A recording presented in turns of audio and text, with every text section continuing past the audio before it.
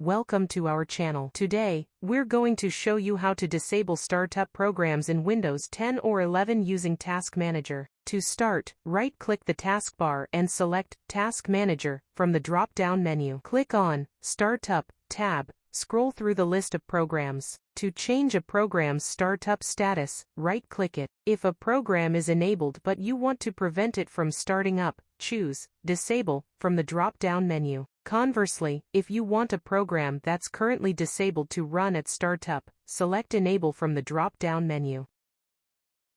And that's it. Now you know how to manage your startup programs via Task Manager.